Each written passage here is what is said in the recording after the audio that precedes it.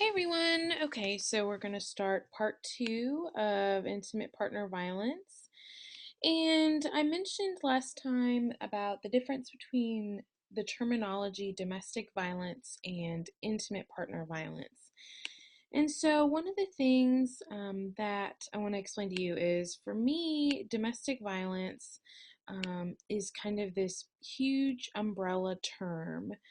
And underneath it, underneath this umbrella, we have intimate partner violence, right, which is violence between two couples. Um, Last PowerPoint, we talked about it could be same sex couples, it could be heterosexual couples, it could be transgendered individuals. And then you also have child abuse, right? And then the other thing under the domestic violence umbrella is elder abuse as well. So all of these kind of occur within the confines of a domestic environment. So that's why, to me, domestic violence is this big overarching term that encompasses those three different things.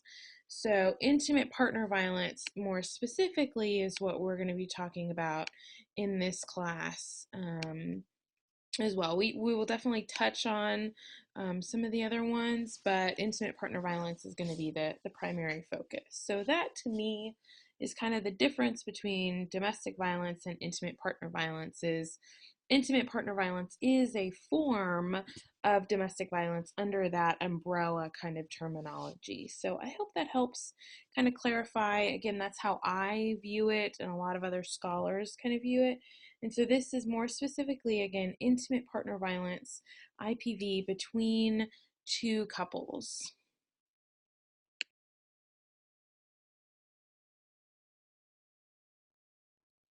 So when we talk about intimate partner violence, the first thing that comes to everyone's mind, and probably an image in their head, is the physical abuse that goes along with it.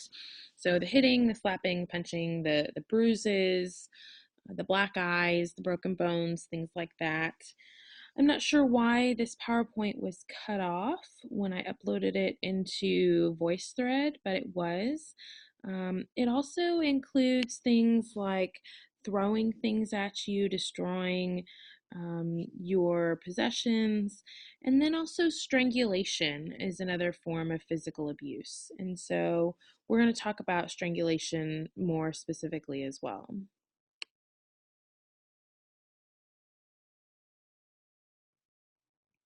So I'm not going to say that strangulation is a new concept. It's certainly not new for abusers to utilize strangulation as a form of abuse, but it has been within the past 10 years something that has changed in the criminal justice system.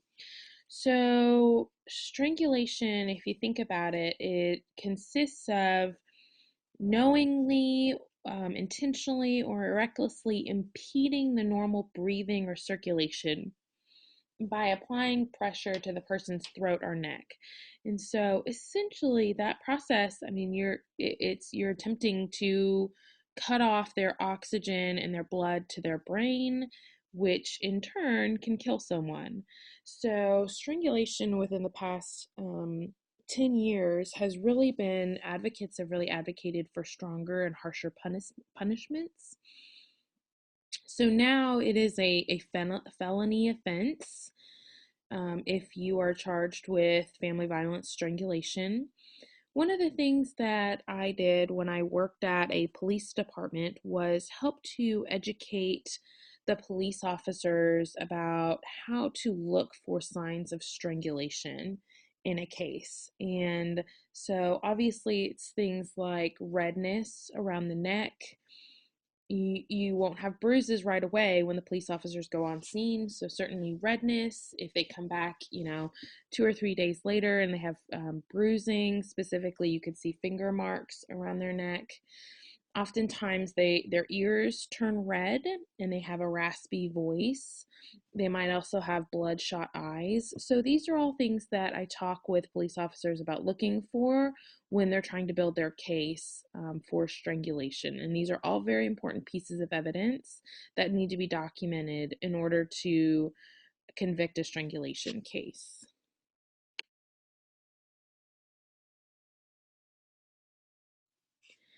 So there are some pretty significant and staggering statistics about IPV and firearms in the home. Specifically, abused women are 5 times more likely to be killed by their abuser if their abuser owns a firearm and if there's a firearm in the home.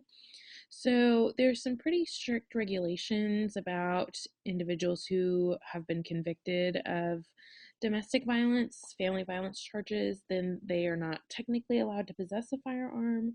Now, whether or not that's enforced or not is a whole different debate, a different discussion.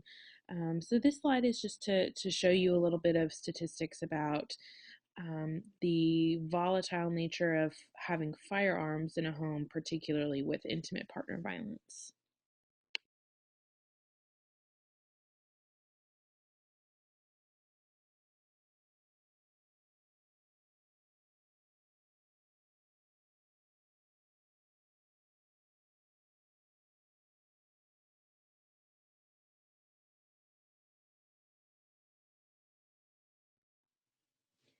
So, sexual abuse is another form of violence, intimate partner violence. And so, in the criminal justice system, it's technically called sexual assault.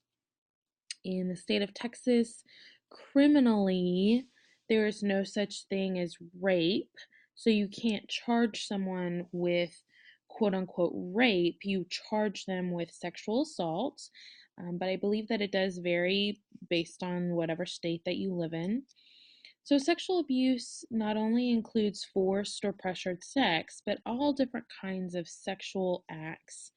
So, even things like withholding sex or affection, that one, a lot of students always raise their hand and say, how is that sexual abuse? Well, remember from the first PowerPoint when I talked about power? Anytime someone has power over another, and that includes things like withholding sex in order to get control in the relationship, that's also a form of sexual abuse or sexual coercion. So the next slide will talk to you more about some other forms of sexual abuse as well.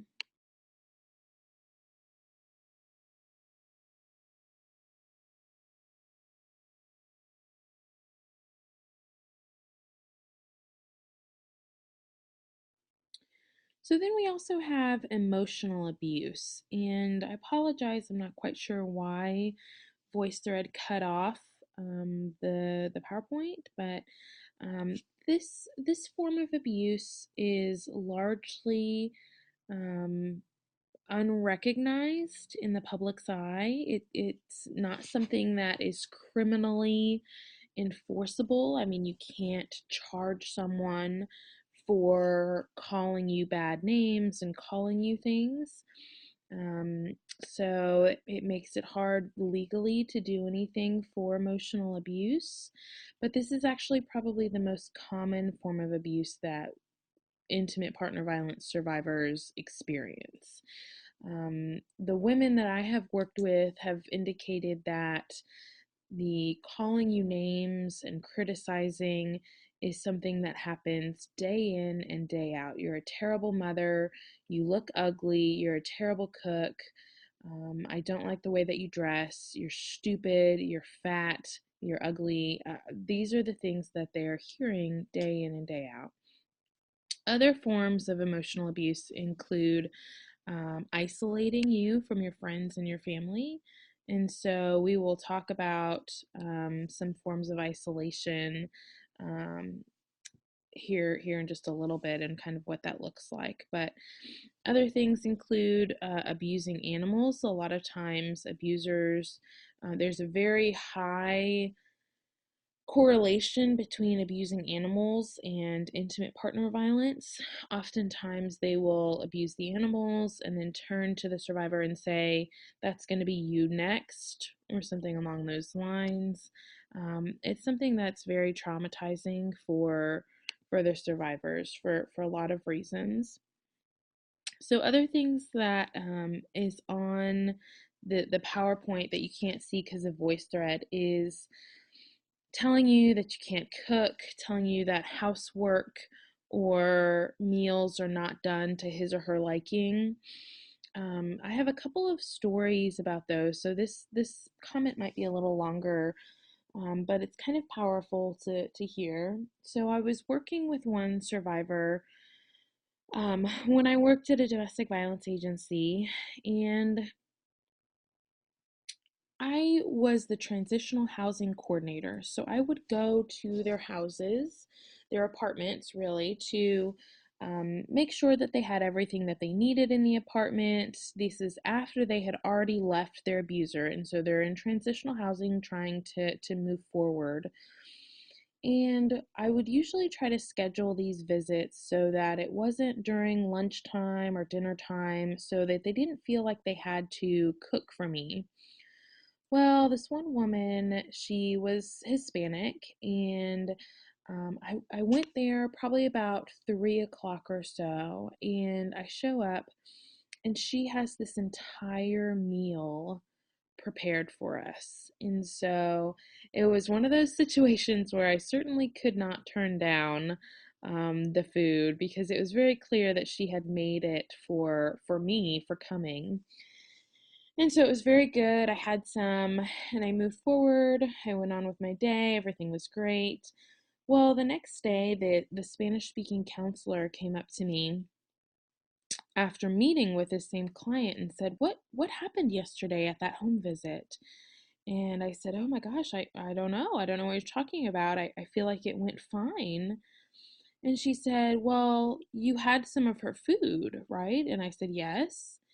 And she said, "Alicia, I can't tell you what that meant to her. She came into my office and cried today because that was the first time that she has cooked for anyone since her husband, who used to throw the food in her face and tell her how terrible the food was and how what an awful cook she is. And so for you to sit down and have a meal and tell her it was good just meant the world to her. And so that was a very eye-opening experience for me um, to experience that. And I'm sure it was very, changing for her as well. So that's kind of the example of the kinds of things that they experience day in and day out with emotional abuse.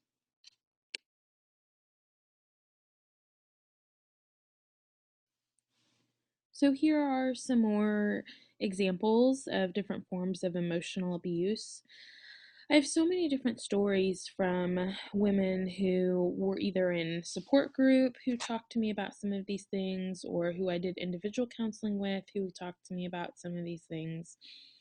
I had one woman who said that her husband would check the odometer on her car every single day before and after she left for work and got home from work. And he knew exactly how many miles it was for her to get to work and how many miles it was to get back. And so he would know if she ever went somewhere else without his knowing.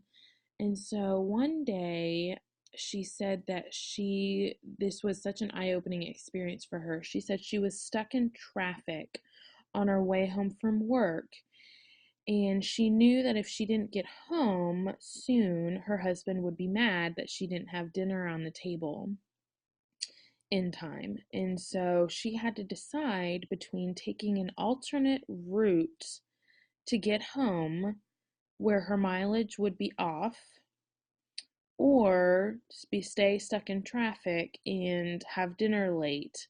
Either way, she knew that he was going to be mad no matter what. And so I think she said she ended up taking the alternate route to get home from work.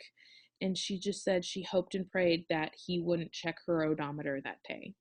that he would forget about it. And so that right there was very eye-opening for her. That kind of emotional control and manipulation over someone, where you're constantly having to decide where to go and where, when you have to contact someone, and that's very controlling. And we'll talk about some of that more as we go on throughout the semester.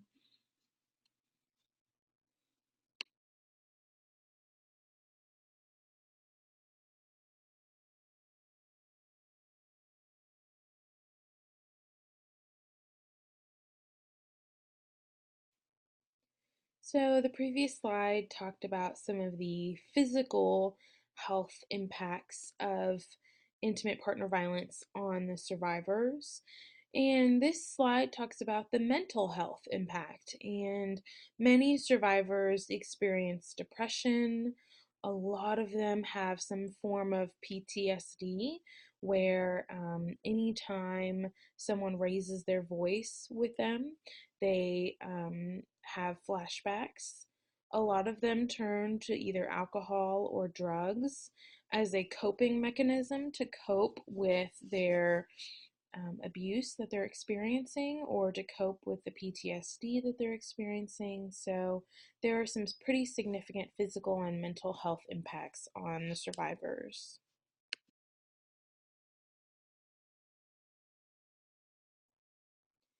So oftentimes in our society, we have the why question. And this is a huge pet peeve for me. A lot of times people ask, why do they stay in an abusive relationship? Why don't they get out? And as social workers, you should learn, if you haven't already, hopefully you have, that the why question is never a good question to ask, because it's a blaming question. So if you think about it, when you're having a fight with your husband, boyfriend, sister, mom, and you say, "Well, why did you do that?" They're immediately going to get defensive. And so survivors, when we ask why do they stay, that's a very blaming question, and I hate that question. And a better question that we should be asking is, why does he abuse? Right? That's where the blame should fall, is on the abusers. And so I think that's something that's really important for us to think about as we go forward. A better question to ask, because why do they stay? We do want the answer to that question, but without the blame aspect. And a better question is, what keeps them in the relationship? What keeps them going? And so the next couple of slides, I think we're going to talk about some of that.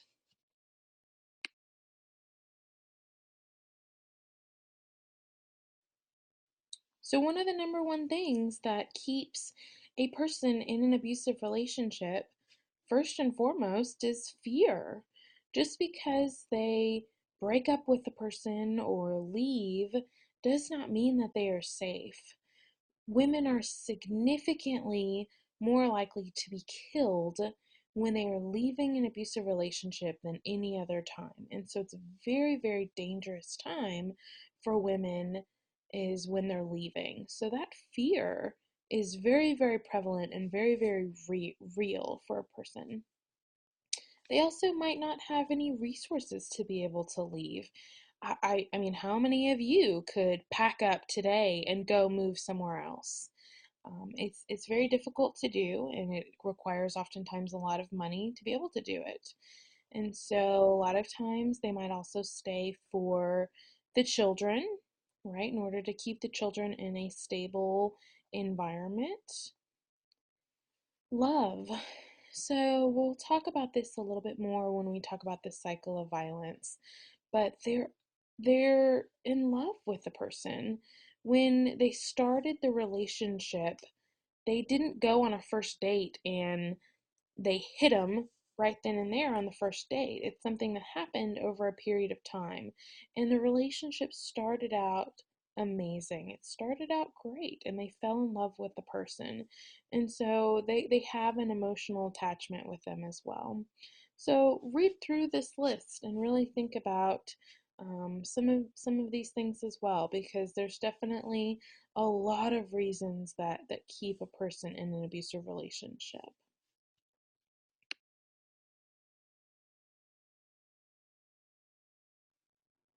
So any relationship starts out in this honeymoon phase, right? Where you're going out on dates, they're buying you things, it's wonderful, you're just getting to know the person, and it's great. And so, in an abusive relationship, all of the relationships start out in this honeymoon phase as well. But then, in an abusive relationship, something happens, usually about right here, where there's a shift in the relationship.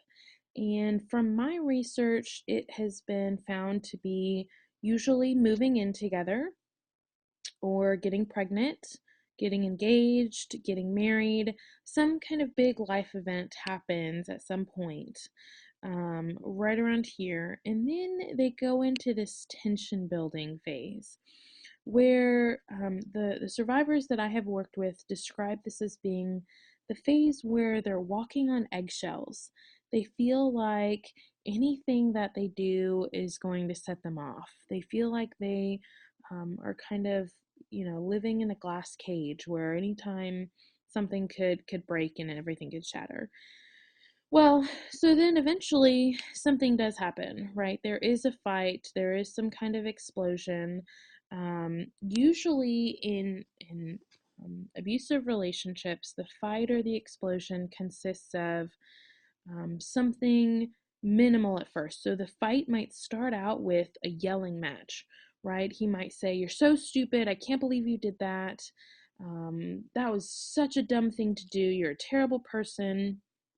And then they move on, right? So then there's this denial phase of the denial that if only she hadn't, made dinner better, then none of this would have happened. If only she hadn't been late getting home, then this wouldn't happen.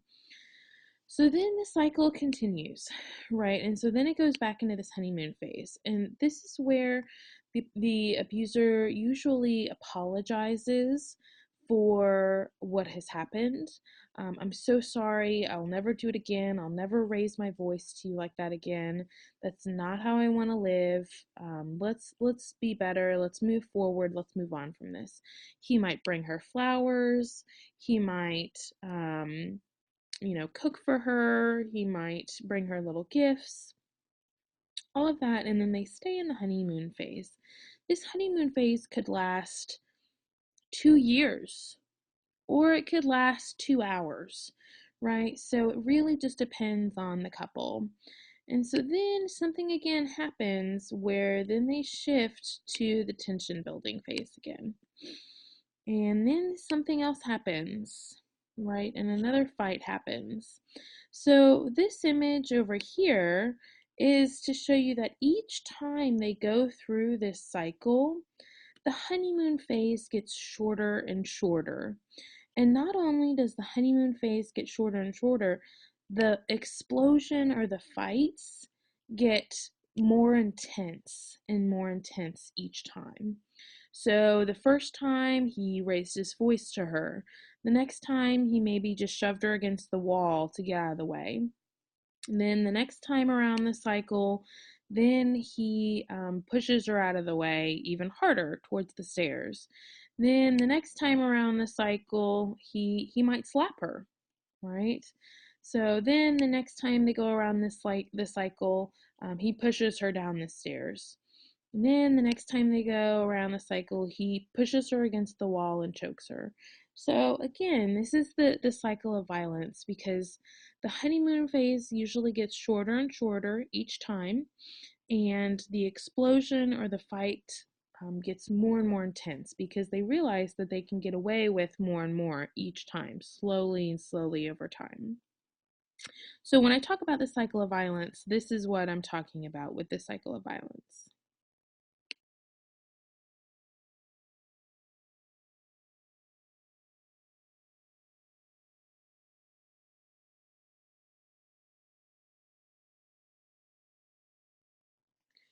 So, this is the power and control wheel. This is something that is highly utilized in both survivors groups and working with survivors, as well as working with the abusers. So, I want you to take some time and really explore each of these sections of the power and control wheel and really get to know them more, because each of these pieces is very important in controlling an individual. And when you look at these things, almost all of these things, none of them are criminally enforceable. Some of the threats, maybe, I mean, if you can prove that he's threatening to harm you or threatening to harm others, you could possibly take them to court for that, and you could possibly get some charges on that. But you really have to have some strong evidence. But everything else in here are just these tactics and these controlling factors that they use to gain power and to gain control in the relationship. And so the same wheel is applied for both heterosexual and same sex couples. With same sex couples, this male privilege piece of the pie is basically just taken out. Um, because in a lesbian couple, right, there's usually not a lot of male privilege. And so, but all of these other tactics are definitely used in any type of romantic relationship that's abusive.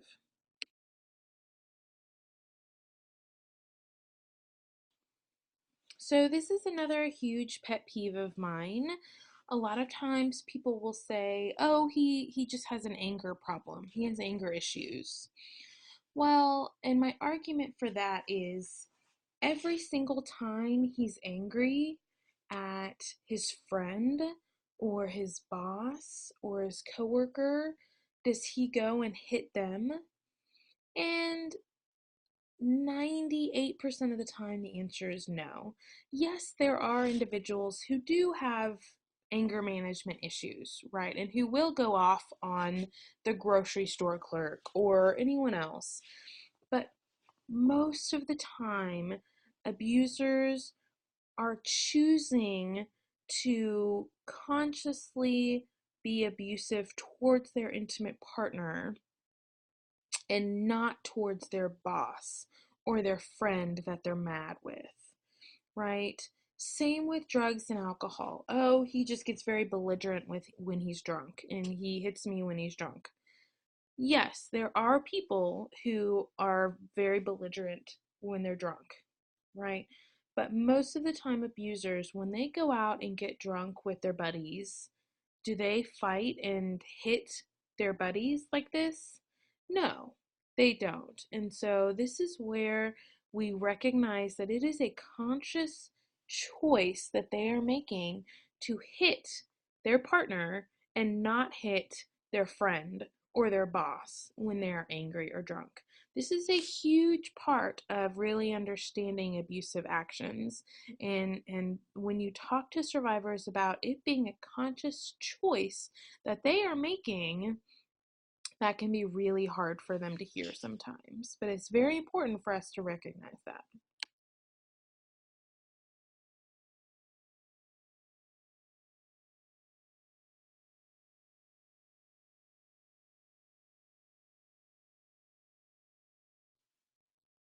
So this is a pretty popular song, and I want you to watch this YouTube video of the music video for this song, and I want you to take notes of what you see in the video of the cycle of violence and the forms of abuse, the control and the power. So when you're watching this video, I want you to take notes of those certain things because you can definitely see it throughout the video as well. So